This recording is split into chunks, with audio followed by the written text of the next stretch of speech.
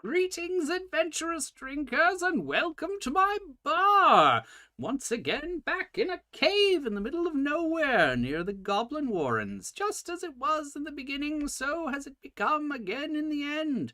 And just as then, so now the connection is being problematic. So it's those of you who are watching on the YouTubes, you've done it. You've cracked it. You're the only ones who can see the thing right now.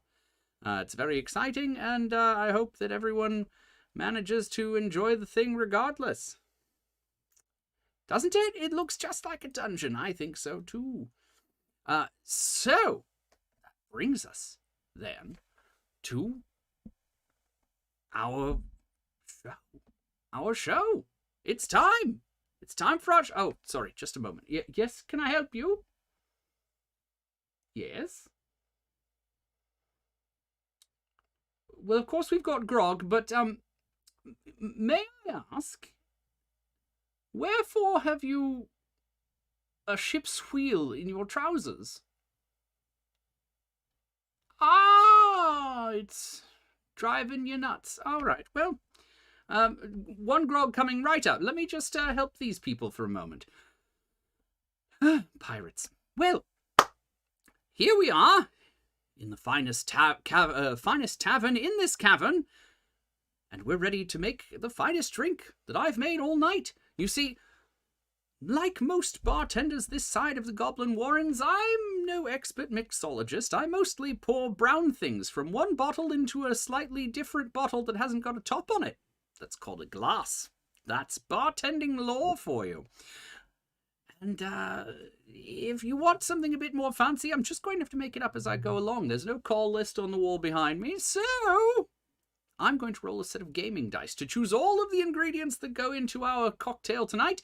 And I tell you what, I won't force you to drink anything, but I will try anything I make once just to let you know how it is. What do you say? Sound like a deal? Good. Let's move on. Patty Smith says it looks like a dungeon, so let's do it in a dungeon. First thing we need to do is get out our trusty dice. Here's a D4, and that's going to choose our essential mixers. Let's see what we get today. Ooh, the thing's all wonky. There we are. Should have known. There we are. All right, we got a 3. Vermouth.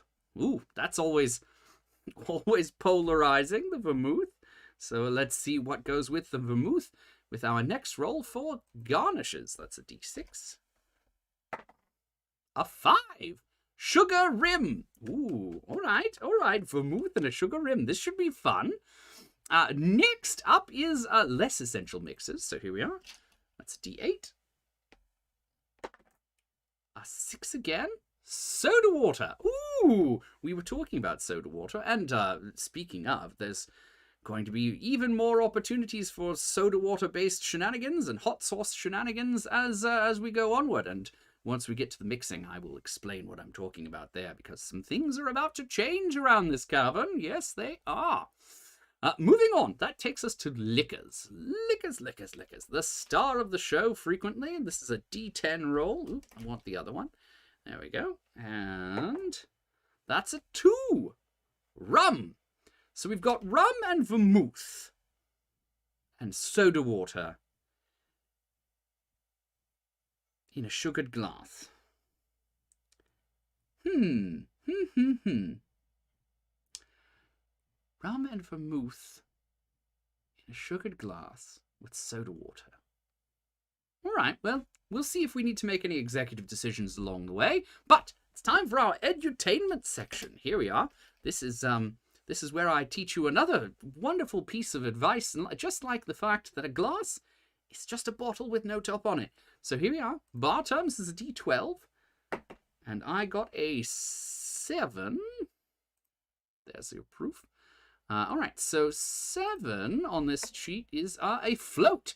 So unfortunately, once again, we're floating on something with soda water, which doesn't work very well. But generally speaking, floating is when you arrange the liquids inside of the cocktail so that they will striate upon one another based upon their specific gravity or density. It's a big flex to be able to guess that sort of thing. Yes, you heard me. Big flex. I don't think we're going to be able to do that today, but I tell you what, I will try to float the rum and vermouth before I add the soda water, and we'll see. Who knows? Maybe I can manage it. And that takes us finally to the most exciting roll of the night, our D20. This is going to choose the name of our new cocktail. This cocktail that all good sense left behind. Natural one, perfect. You couldn't ask for a better result on tonight of all nights. The Goblin Guzzle. Rum, vermouth, soda water in a sugared glass is the Goblin Guzzle. I think it's time for us to make it. Let's cut over to the bar top cam and get started. All right. Looks like we've got still Patty Smith on board. I hope other people are able to see. But here we are. So, on the bar top, we are going to need first a sugared glass. So I'm going to start by sugaring it with some lime.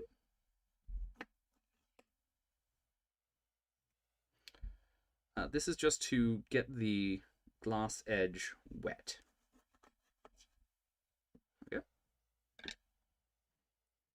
Let's see, how fancy do we want to go with this? It's a goblin drink, so not terribly. So we're just going to get the rim wet here with this lime wedge.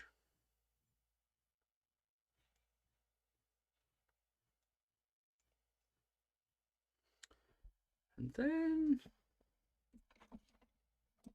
let's go with our grossest looking rimming sugar.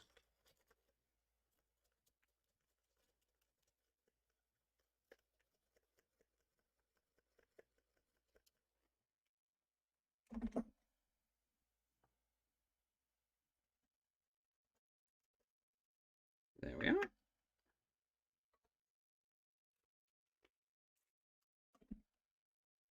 And we'll just get that sugar all around the edge.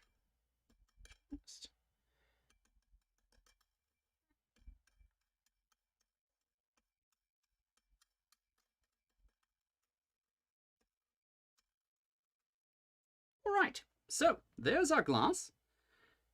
We'll set that off to the side. And I think we're done with this, so let's scooch this off to the side as well. No need for that. Now, I'm going to try and float vermouth and rum. So here's where I get to guess. I think vermouth is the heavier of the two. So we'll see if I'm right. And I'm building this in the glass, so I will go ahead and do this over the ice.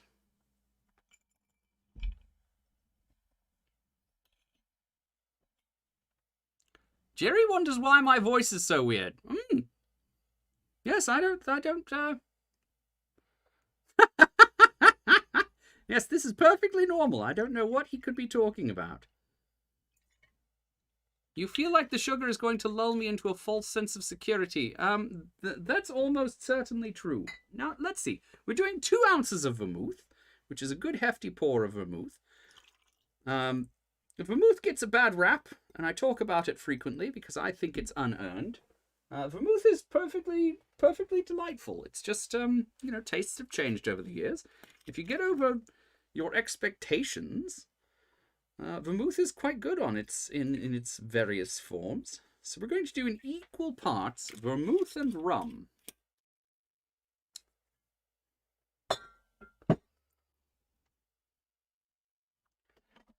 I'll get a bar spoon and try to float this rum on top of this vermouth. We will see if I am successful. Here we go.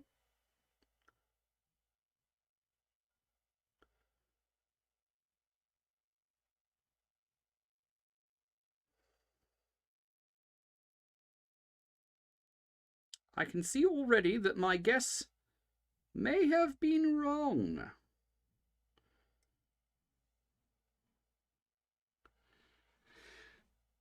So, all right, this is the point where I should address what I was talking about earlier while this settles out a bit, which is that this is the final Dungeon Barkeep live weekly show that I will be doing. My intention is to continue doing weekly releases at 6 o'clock on Wednesdays, so that if you are attached to this time, it will continue to be a good time to tune into the channel, but they will be pre-recorded. I'm going to do all of my randomized cocktails for the month in one stretch, and I will probably be doing those live over Twitch.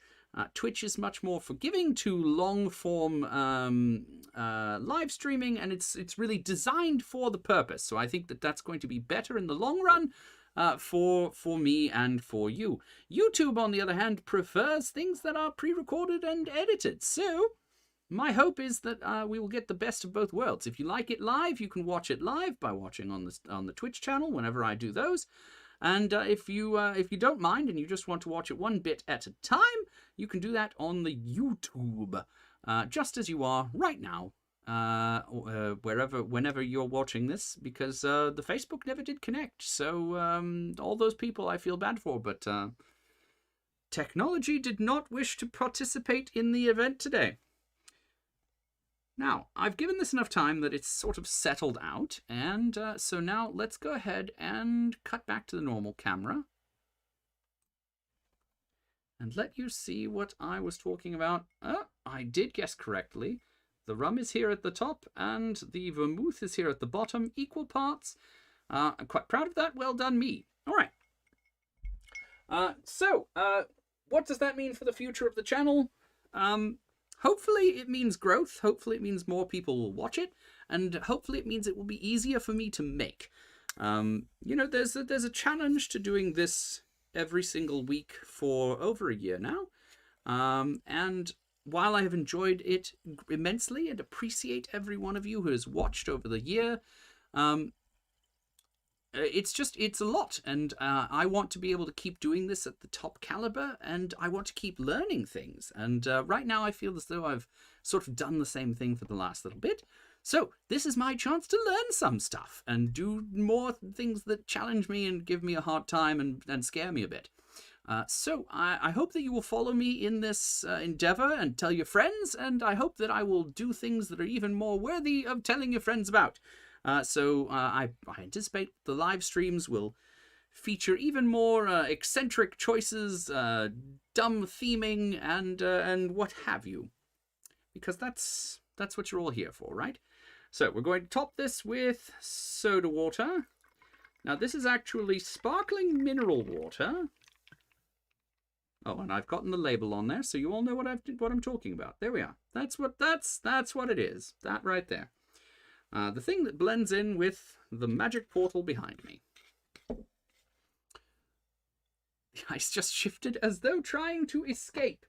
Well observed, Patty Smith. Well observed. So here we are. Rum, vermouth, soda water, sugared rim. Almost looks like nothing. Let's see if it tastes like nothing.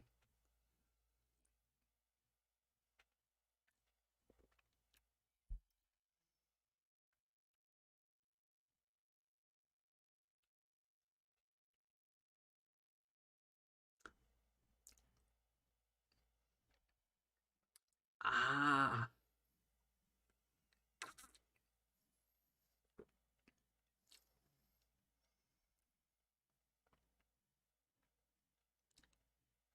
This is great. It's almost like a lemonade-y quality. The sugared rim gives you a little bit of sweetness. The drink itself is incredibly dry. Incredibly dry. It's just rum, which with the dry vermouth is not bringing a whole lot of sweetness to the party, and the mineral water is drying it out even more. There's this sort of acidic, dry quality to mineral water that is really coming through in this. And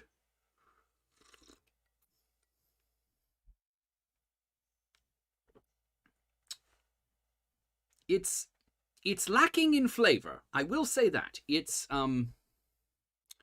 It needs something to make it exciting. But if you're looking for something that's sort of got that like tonic and limey sort of, not terribly obtrusive, nothing terribly exciting, nothing to nothing to write home about, but still something that's going to be refreshing. Excuse me. That's something that's going to be refreshing and cool and enjoyable. This is actually quite nice. And I could see putting just a bit of simple syrup in instead of sugaring the rim if that's too much trouble.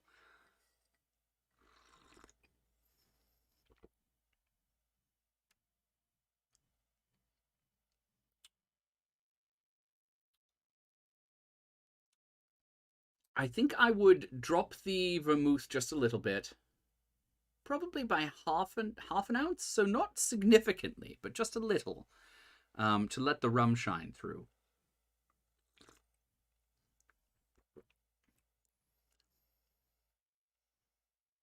Ooh, Julia Kendall says she might need to send me a bottle of Fagling. Did I say that correctly? Fagling?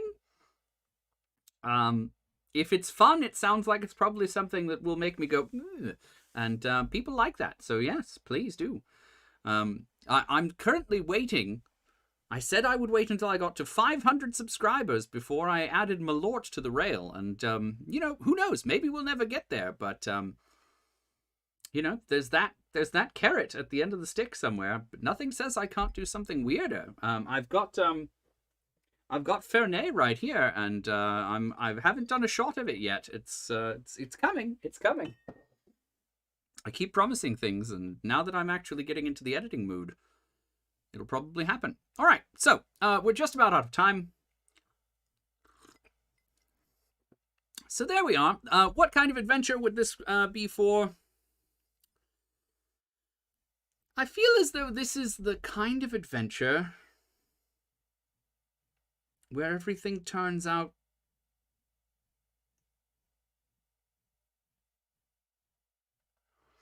No, I don't want to say that. I think this is for the kind of adventure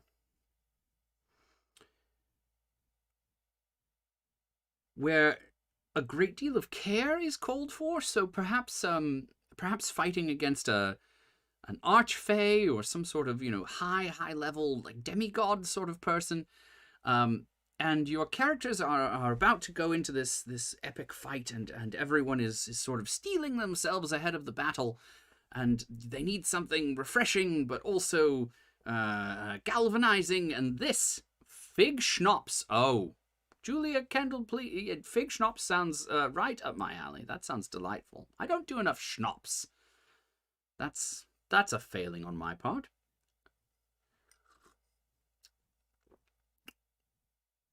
Yes, I think this is what you drink at the bar as everyone sort of steels themselves before a battle that requires a great deal of precision, a great deal of thought, and a great deal of clarity. It's a potion of clarity is what it is. Which is odd because it's called Goblin Guzzle, I believe. I believe that was the name. Goblin Guzzle, that's right. But here we are. A potion of clarity called Goblin Guzzle. Now, before you leave, I do have a couple things to mention. Today's Wednesday. On Friday, 2 important things are happening. The first is that Starlight Radio Dreams is doing a live stream. It's going to be just a little over an hour of comedy, the kind that only I and my team could possibly produce. It's weird, it's spooky, it's heartfelt, it's loving. There's a lot going on, and it should be an absolute riot. So if you've got the opportunity and the time, tickets are available at starlightradiodreams.com. And the live stream is at 8 o'clock p.m. on this Friday, the 30th. And if you do buy tickets, you can watch it after the fact at any point that you like, using the same link. So even if you can't make it live, you can still enjoy those at the peak of freshness instead of waiting until September like the rest of the rubes, when all of those things will end up on the free podcast. Also on that day, we begin the TTRPG Pickup Con number 13 for this month, which is a wonderful opportunity to play as many games as you can possibly handle in a bunch of different systems, led by a bunch of different game masters, including myself. And there are so many fun-sounding games that really you owe it to yourself to try out. There's D&D, there's Dungeon Crawl Classics, there's Goblin Quest, there's a game called Rupture that's brand new. I'm running a game it's sadly full, but it's in the system called Good Strong Hands, and it's sort of similar to the Neverending Story. And it's designed intentionally to not replicate any of the problematic tropes of standard fantasy worlds. Which is a tall order, but I think they've managed it. And all that being said, ttrpgpickupcon.com to sign up for that. It's totally free, and it's going on all weekend long, so I'm sure you can find a time that will work for you if you've got 4 hours to rub together. So, ttrpgpickupcon.com, starlightradiodreams.com, and visit me at indecisionist.com for information about all the projects that I'm working on all the time, as well as information about when to watch the Twitch streams when I record all of my upcoming YouTube videos, and my YouTube when you can watch them after they've been recorded and edited. That's everything. Thank you all very much. Drink adventurously.